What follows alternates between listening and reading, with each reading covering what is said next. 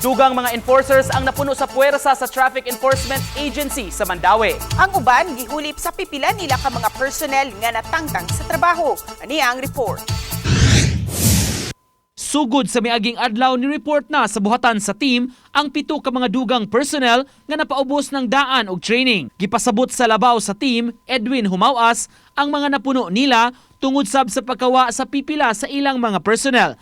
Dunay uban nga ni-resign na. Apan may upat sab ka mga sakop nila nga wala na ma-renew ang kontrata gumikan sa misconduct.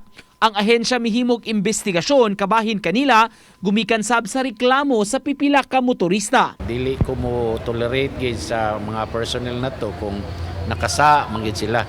So doon na tayo due process. Subay ni ini mipahimangno si Humawa sa iyang mga personnel kabahin sa trabaho ug panerbisyo.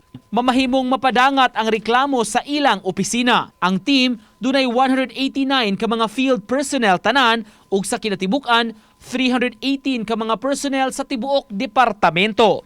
Uban ni Rod Prado, Nico Sereno, GMA Regional TV Live.